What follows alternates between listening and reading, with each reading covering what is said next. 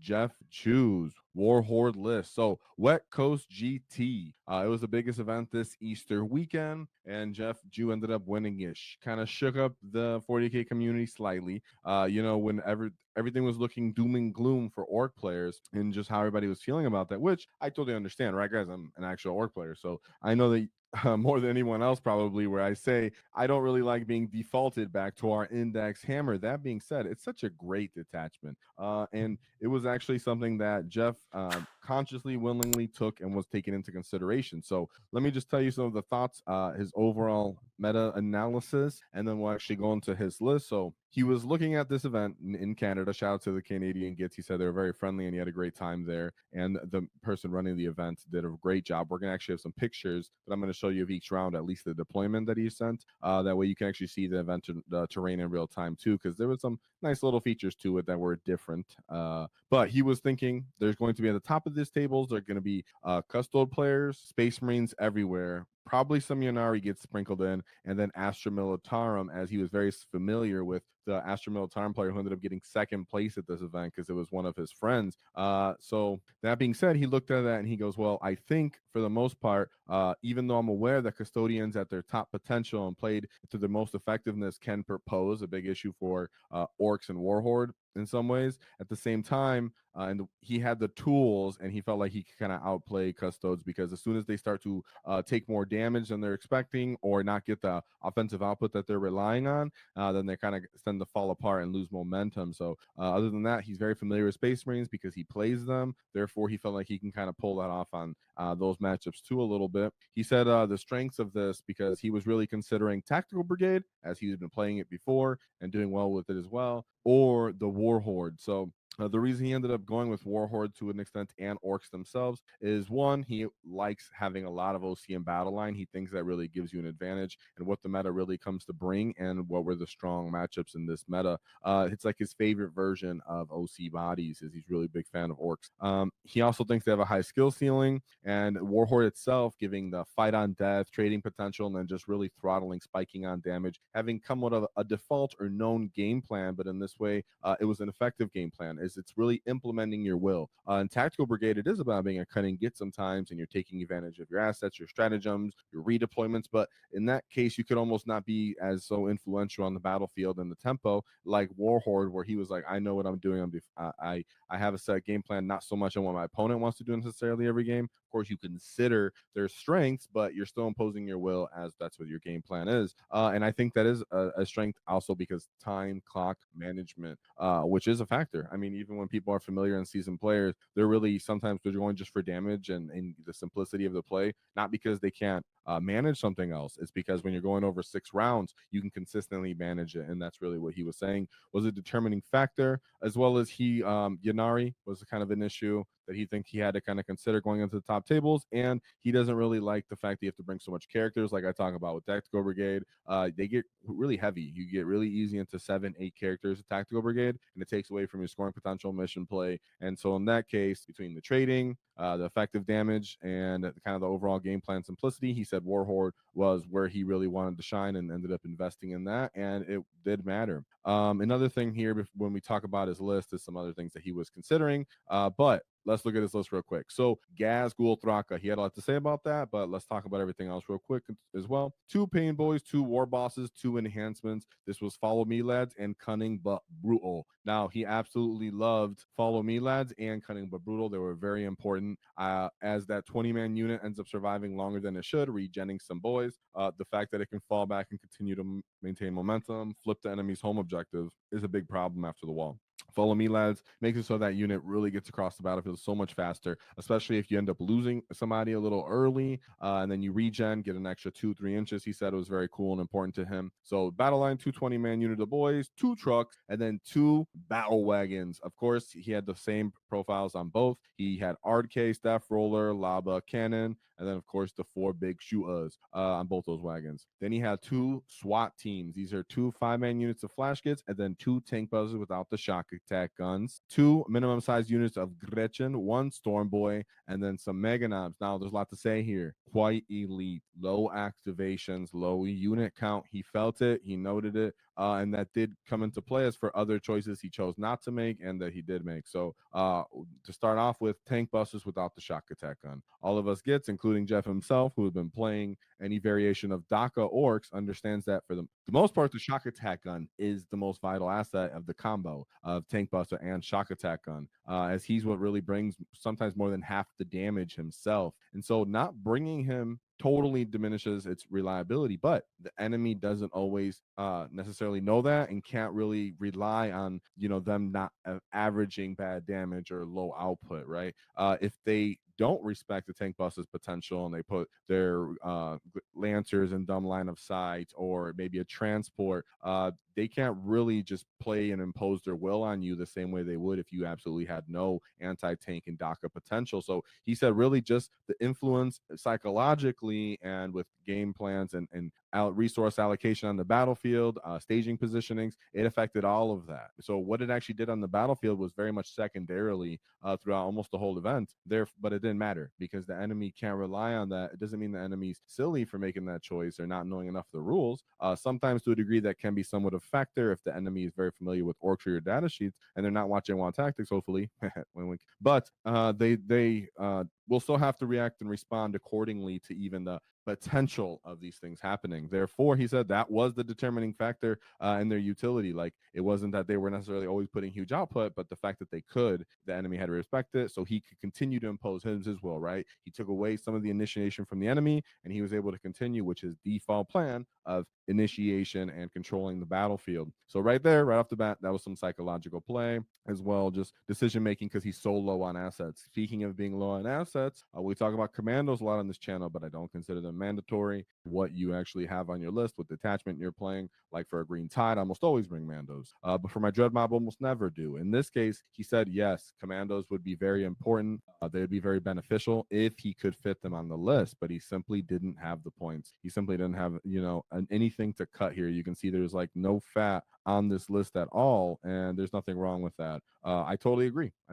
But as we go through his path to victory, you're going to see that he did have to dig himself out of some trenches here once in a while.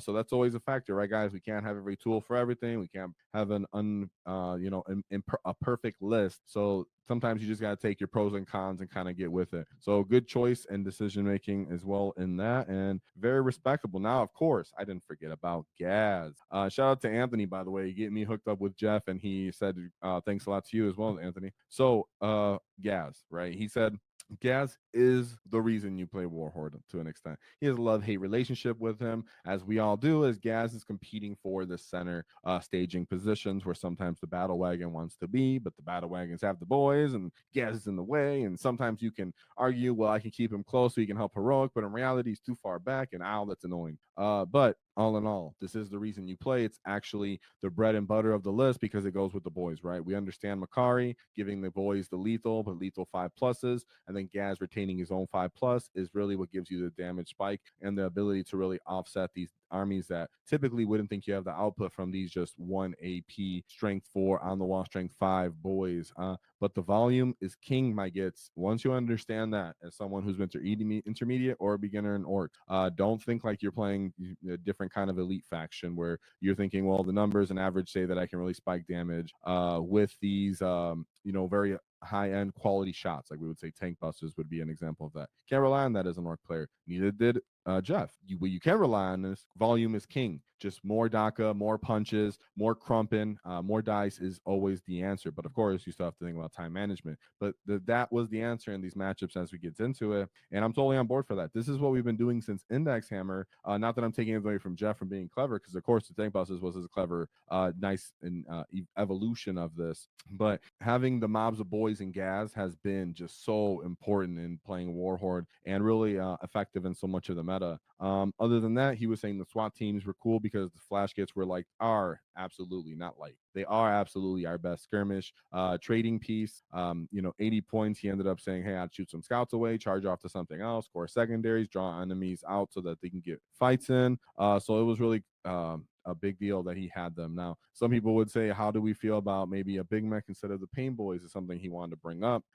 He thinks that at the highest end of players, right? Like we're talking about Brian Sepp, who's arguably the best orc player currently.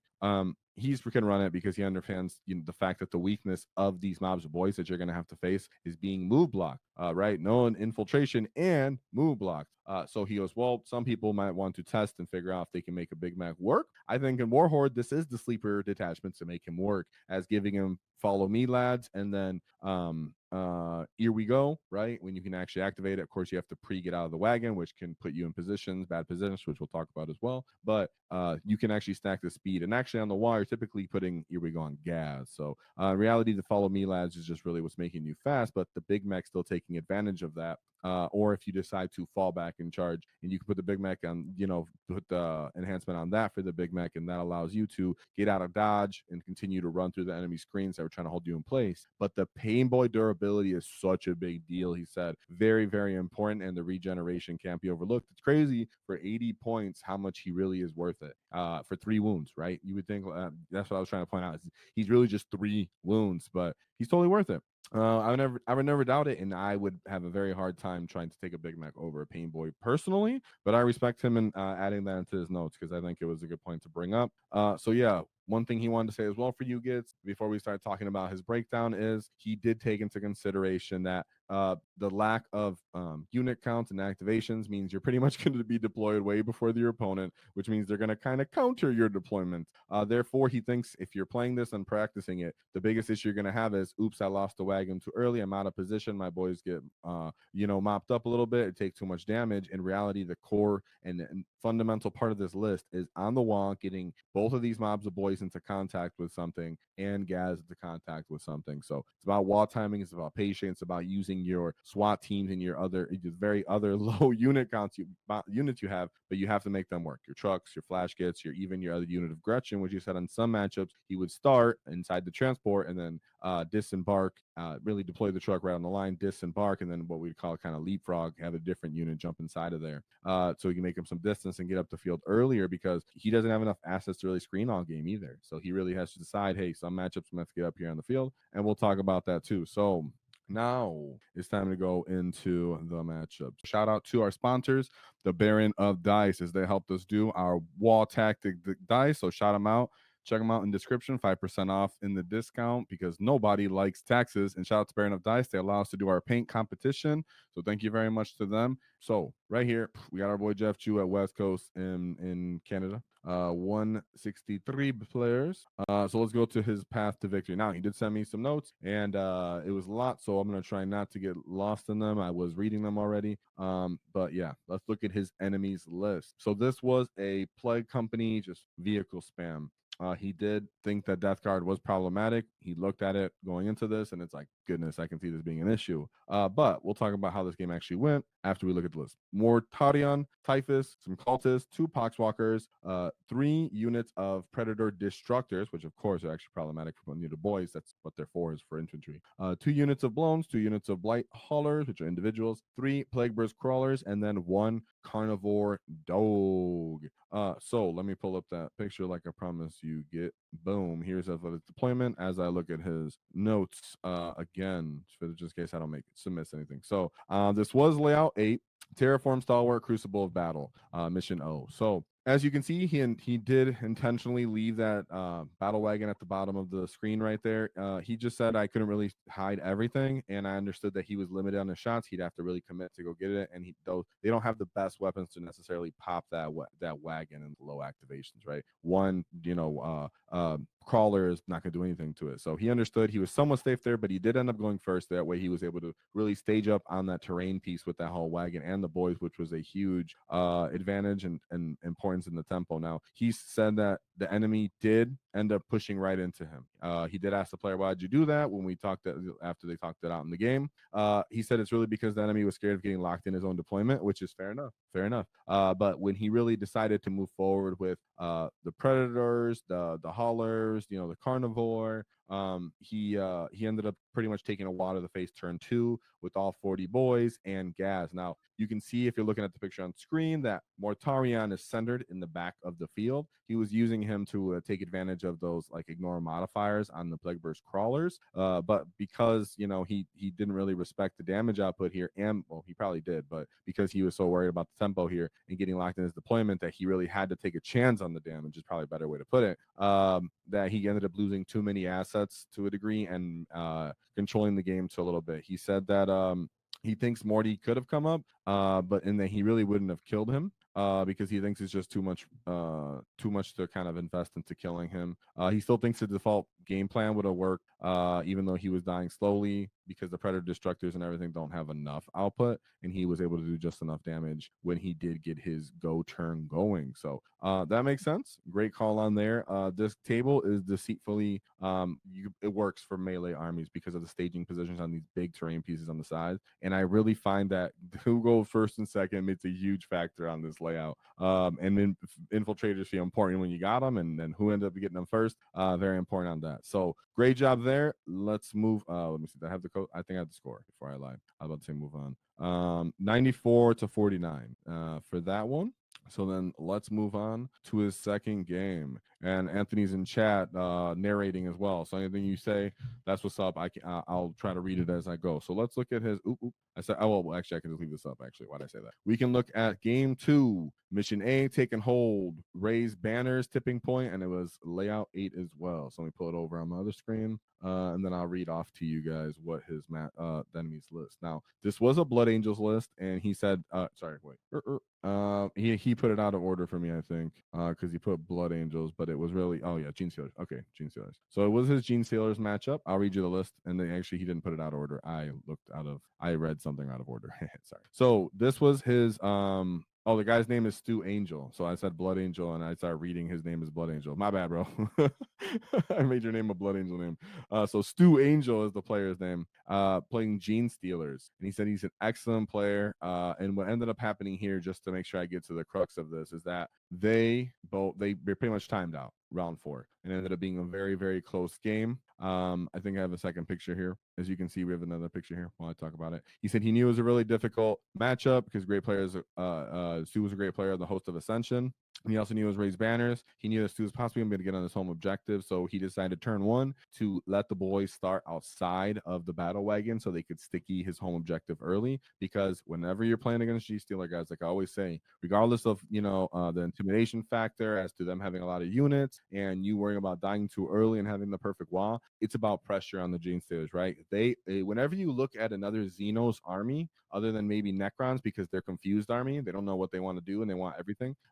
Most Xenos armies are trying to play a very similar game plan to you. Is I'm going to trade my bodies for points. I'm going to have a lot of units that aren't super effective, but they do just enough, and I know how to use them. And if you are too passive against me, I'm going to get you to commit to me late with not enough assets, and then I'm going to just outlast your output. That's what Genestealers want to do because they're regenning units as well. So he didn't say all those. That's what I'm summarizing as from my awareness, but his notes summarize that where he said, I knew that I had to get into him right off the bat, and he said it was kind of I think he is second guessed by leaving them on his home objective, the sticky, because he said, I'm trying to get up the field with everything and committing to just ripping on them, right?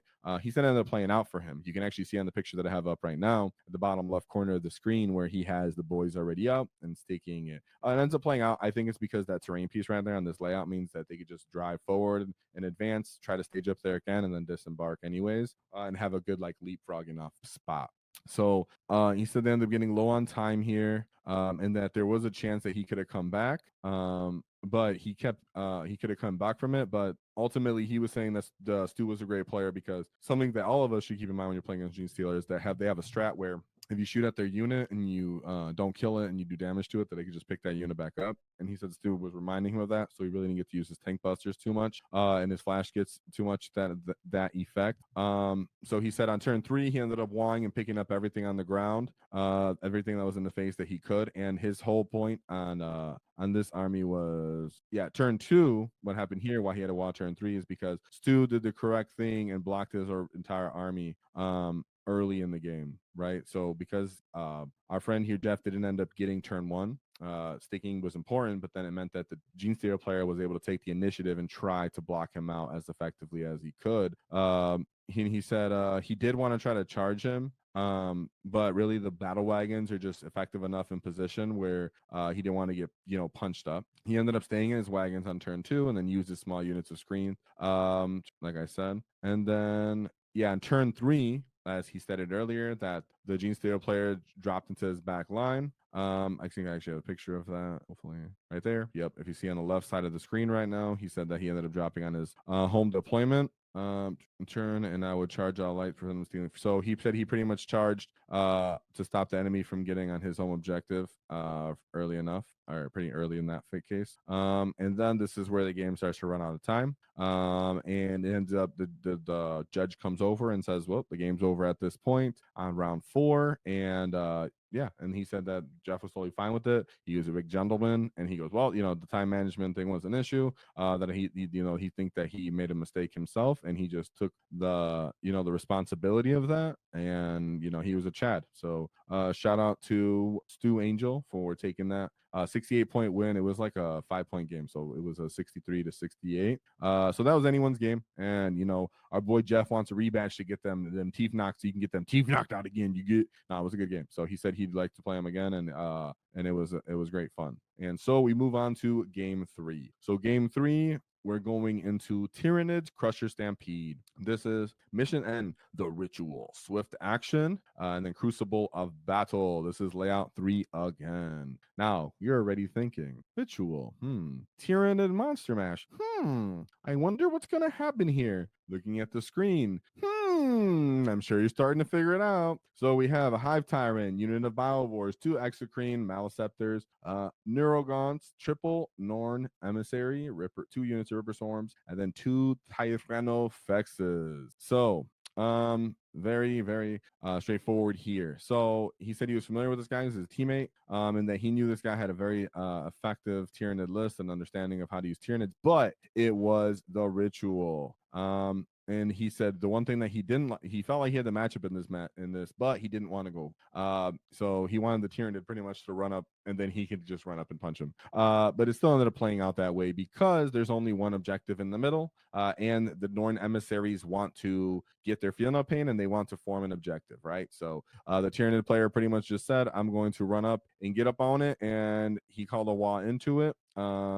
Let's see. He said because he said he ended up connecting with Gaz and all 40 boys. He popped lethal, critical 5+. In all, he said he ended up killing 2 Norns, and then the Maleceptor on the wall was an absolute. And he said and he thinks the Tyranofex, or yeah, at least were like gravely wounded, and he absolutely wrecked it on his wall turn, killing at least 4 of those monsters, 2 of them being Norn emissaries, and put him on the back foot. So he wasn't scoring in the middle. And then he also realized that towards the end of the game, like I always tell you guys, when you're playing the Ritual, don't worry as an orc player about making a bunch of objectives on your side of the table.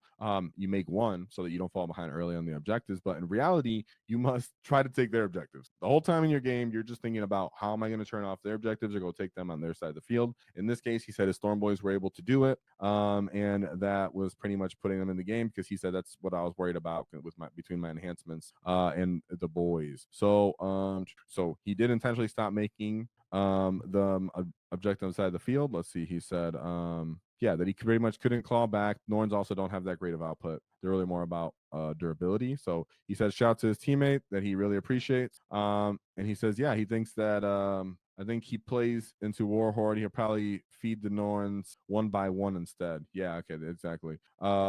Because he said he realized such a Herculean, I can enunciate words, effort to kill just one. Absolutely. He pretty much committed too much. He's saying his teammate committed too much by not respecting the WAAAGH and realizing the WAAAGH is only happening once, and that he's very unlikely to kill the Norn outside of the WAAAGH. Therefore, putting one, realizing that he can entice one WAAAGH, and then putting the other 2 back on there would murk. So yeah.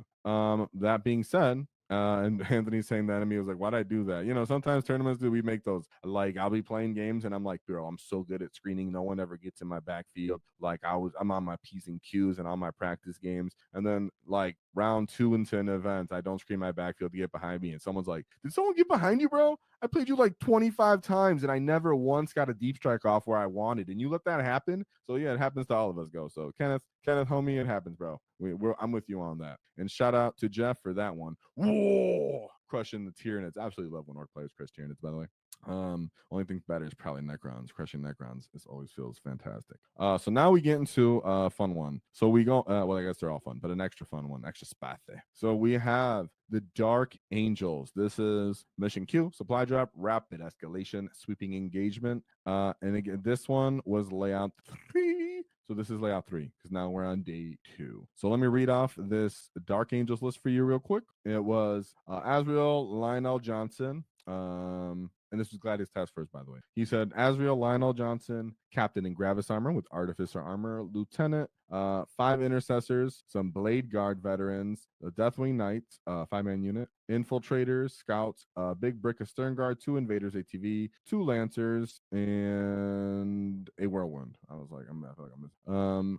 Make sure I'm not missing any more in Deathwing Knight. All right, so very thin amount of units on those. But he said going into this round 4, this is kind of what he feared worst on this layout, which was sweeping engagement and supply drops, right? So supply drops, it's like, ooh, you know, you never know what this is going to go like when objectives start disappearing. So he goes, anything can go wrong here. It's just a totally open board. Nowhere really to hide the wagon. So, of course, the Lancers, because they're popping them early. And, of course, we know that's already a bad, really bad thing, like Jeff was saying, because as soon as you get onto position, one of those Boyz units, and they don't really get good charges off on their turns, and they're really out of place, the enemy doesn't have to commit to them. And then, you know, all of your game plans kind of falling out the window. So he said he's a little sad going into this, but he's played a lot Dark Angels himself.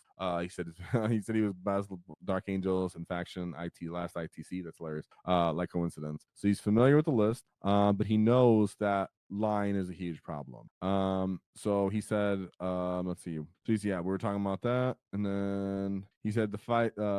He's trying to get the war boss into charges wherever he wants them because they're so important.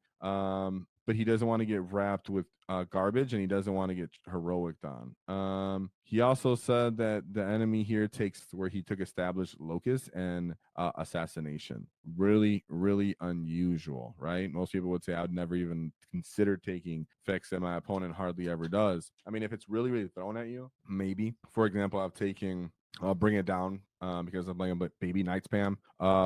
So I took the Bring It Down, and the mission was Purge the Foe as well. So I was like, if I have to commit to killing all these knights, then I might as well be getting paid for it. You know what I'm saying? And I was also playing like a Dread Mob list, but very, very circumstantial. In this case, the Dark Angel player, he said, was because he felt like the Dark Angel was experienced with the matchup, and he knew he was going to have to use his characters to win the game. So that's in the Dark Angels knew that the Orc player was going to have to use his characters to win the game. And because it's supply drop, he knows that he's really just trying to get as much secondary points as he can, because this mission is so random that just assuring points is a huge deal. Like I said, a big thing here was that the Deathwing Knights were not on the table, which we always talk about as Orc players. And if the enemy doesn't put enough stuff on the table and you think they can't really crack your army back hard enough, that's already considered time for WAAAGH sometimes for board position. So he said the rest of the army is deployed nearly on the line. Once again, I'm really happy that I have tank busters because he hit his lancers, right? So like we talked about before, not necessarily that they're getting popped automatically. It's just that the enemy can't take the risk on it, because in their head they need the lancers to get the respect out of your battle wagon. So it works in that case, and that's a huge deal. That's something that we did not have before. So when our players are looking so down as to like where we're at because we got double nerfed, or for example, or whatever, I think we just haven't even had a moment to appreciate the WAAAGH changes and the couple of orc data sheets that we have now. So it's a big deal. So he says the enemy end goes first, and he pushes the line right onto the center objective, starts the established locust. So the enemy's already trying to kick it off. He's like, you can't do nothing about this. I want to kill you. I want your characters to come out, and then it kills many of your characters as I can, so he scores as much secondary I have. I deploy locust. No matter where these objectives go, even if I'm losing on primary, I can get it at the end of the game and just enough, and I've killed you early, so you can't make a comeback. Boom. I understand why he did it, but he said that it was very smart as well, because how he has loan op, he's really smart, and he sits at the edge of the objective and he pushes up on one flank towards his enemy's natural expansion. and he has a kind of weak side on his natural. So pretty much, he said the enemy was committing somewhat towards Jeff's objective, natural expansion objective. So he said, so on his turn, he said, interesting, seeing the interesting position where he sits. He said he actually had to think about it for almost 5 literal minutes, and then he says, this is where I realize if I push up with my battle wagons and I hope to survive, I then charge him. It's really unlikely that I have very many boys left because he has a 10-man unit of stern guard brick led by Azrael and 2 lancers. So they're absolutely going to pop the wagons. Absolutely. Because those pretty much dev wounds from the stern guard, so he's gonna auto pop that thing almost with rerolling wounds on it, and then he can probably pop the other wagon if it's too exposed with the double lancers. I mean, one lancer might not, but it even could on its own. So he said, he said, so with all that being said, he said a key factor for him was that he realized that if he went after him turn 1, the Deathwing Knights would not be on the board, and they'd have to just make a natural 9-inch charge, and that's where he decided to make a turn 1. Whoa! Yes, he actually did. He did a turn 1 WAAAGH, guys. That's crazy, right? To make that decision in such a hard, skewed up matchup, where you're like, dang, if I go forward like my typical game plan, like we talked about, where the benefit of this list, where you have a kind of linear game plan, he goes, this was just that mission that I really didn't want to go into an army that could pop my wagon. It's that one, as well as just the fact that stuff starts disappearing. So where my boys are sometimes might just suck. So this is the army where can one pop his wagons, crush the boys, and then the lion himself can punch through like 10 dudes. It's silly. So he called the WAAAGH, and he said he moved gas forward. He moved the center of boys forward. He said his advances were quite low to make it into the combat. He said his tank busters shot into a lion, barely did any damage. It was only about 3. He said his boys units on the far left side rolled in advance and did not make it into the combat. Fortunately, his Grouts made a 6 and was able to out-see him on that objective. So just getting the Grouts right up the field, boys, and just touching it, that saved them from at least stopping the primary flip right there early, like putting up on points right there. So he said really his only charge that he got off was Gaz in hope that he survives the lion punching Gaz first. That's really what had happened. So pretty much the lion only takes Gaz down to 2 wounds here, 3 wounds only. So he kills the bodyguards and he kills Makari, takes Gaz down to 2 wounds.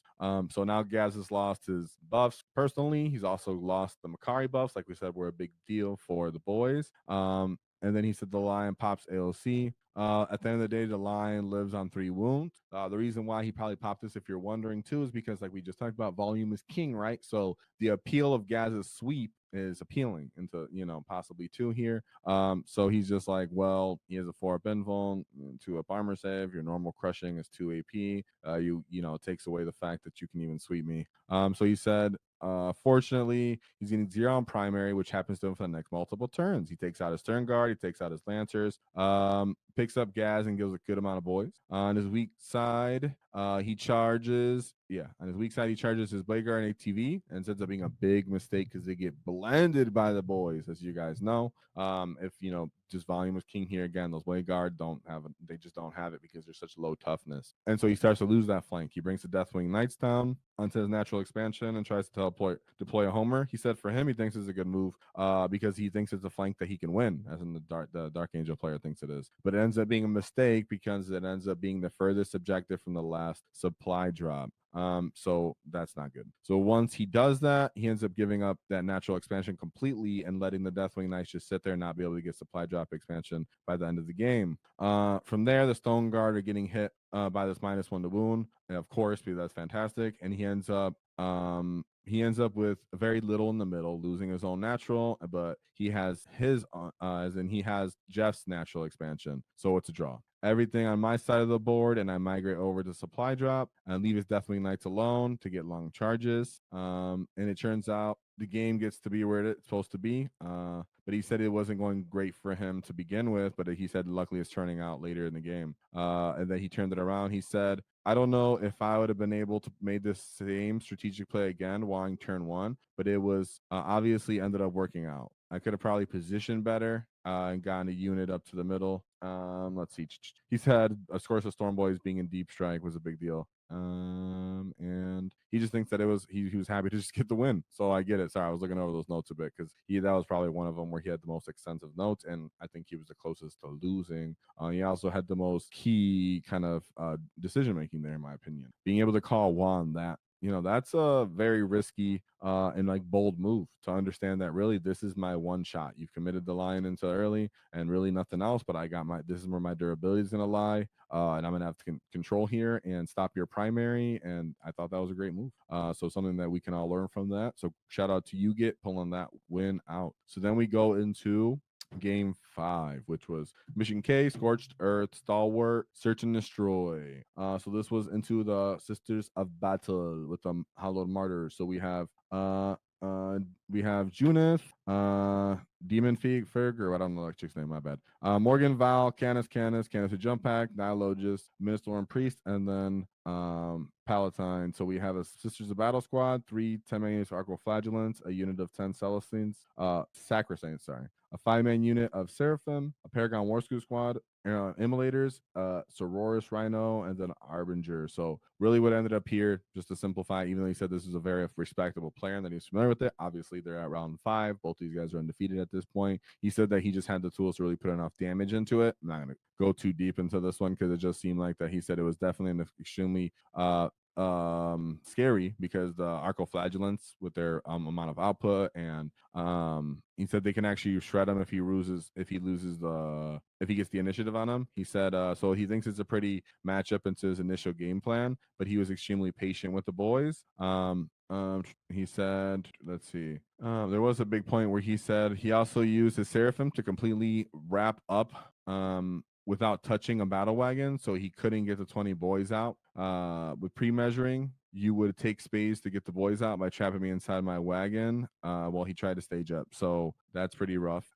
He said, this is the one game where I called the wall while not being able to get those 20 boys out. So he sat there for a couple of minutes and realized that if he waited longer, I would have continued to chip away with his shooting. So he said in reality, those second boys came out and ended up clearing things up for the second at the end of the game. It was a respectable army, and he does feel like the sisters actually might have actually had a little bit of the advantage here because they have just enough like combined arms killing power. But he said, but all in all, Brandon had a critical moment despite being down 20 points where he stuck the boys in the wagon. And that was enough to keep the scoring close, but it was still ended up staying in his favor. Let's see. I think there was another thing here that I wanted to mention. He said, here it was. He said, I did one big, huge mistake, and he ended up getting heroic off into Gaz, and then he forced all his attacks into that one character. Like we talk about using heroics for defensive measures, right? So he lost out on Gaz's attacks, but lucky he said the 20-man unit kind of pulled that out. So I wanted to make that little shout out as well, because obviously it was a very respectable player with the Sisters of Battle, getting that far when people really consider Sisters of Battle not to be that imposing. So then we move on to his last game, where it was Mission J, Linchpin, Raise Banner, Search and Destroy. Let's go. And this is into the Smurf Marines, where, of course, like he said, when we was considering Orcs and War Horde itself, that he was going to have to play into possibly Space Marine. Let's see. So I have the picture up on screen. He has a couple things where he said he was wondering if he was going to end up going into his friend, the guard player, or this Necrons list with 30 Lich Guard. He said he really wasn't sure about the Necron matchup, but he felt pretty decent about the other ones. And he wasn't really sure about the Grey Knight one. Yeah, because they're going to kind of keep moving on you and pick you apart, but they don't really pop wagons, but that's a good call, right? Only can against Immortal Wounds. So he says he thinks that him getting into Space Marines Gladius was actually to his benefit because he plays Space Marines and he's very familiar with Space Marines and this sort of list. And he said he played them in other team events. He said he wants to shout out the opponent because they had a blast game, even though they were so late into the event, and that he was like buying drinks and stuff. So that's pretty awesome. He said in this game, the tank busters once again were a huge factor because they got the respect out of the Lancers, so they couldn't really pop off on the wagons as effectively as they would want to. And he said he kind of deployed them a little too far back in one case. He said he had the units of Bolt Inceptors that would wreck him. So he needed to be aggressive and do damage before they came down.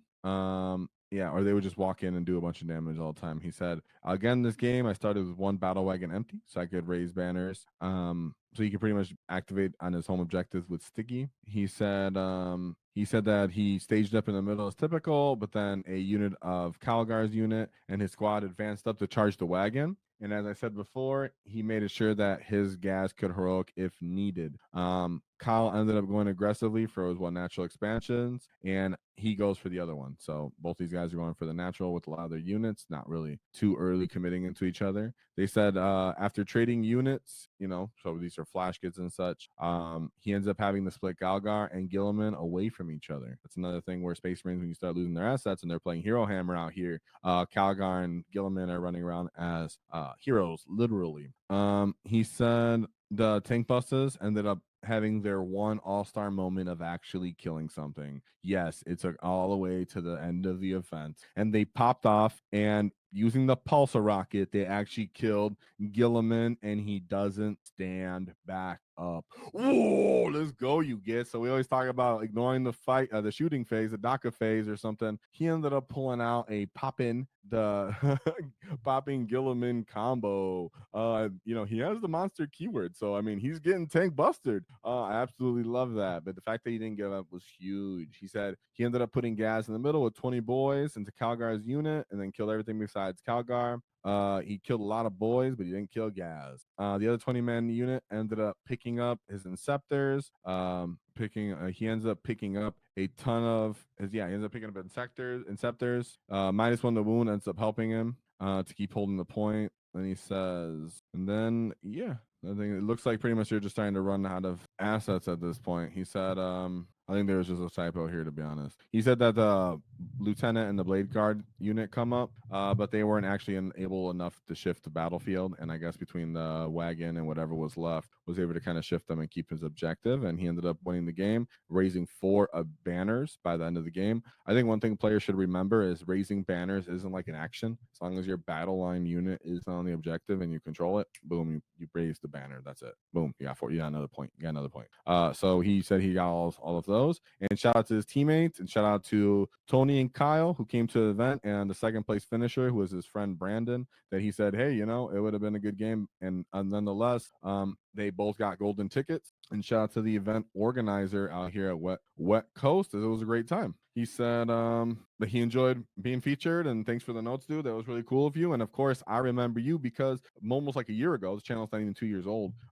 Jeff Jew did great back then, and he was one of the people I'd covered. I remembered, and he said that he was enjoyed getting another golden ticket and being on the list. So thank you to you. Very humbling to see that you like the channel and that you're a fan. And of course, we're a fan of you. So shout out to you and your excellent war horde list with the Gazgul Traka, 2 Pain Boys, 2 War Bosses, 2 20-man unit of boys, 2 trucks for SWAT teams, flash kits and tank busters, 1 unit of Storm Boys, always in reserve, only 2 Meganauts with twin kill saws, and then 2 units of 10 Grot and 2 battle wagons. Whoa! To the rise of the war horde, baby, winning that event. Be a cunning get and check out our new order markers that are in our store. So shout out to you guys being cunning. Help you guys get all the orders set on the table nice and clean for all you get to get stuck in. If you enjoyed the clip, check out the full video here. If you'd like to see more tactics, click here. Let's get stuck in, lads!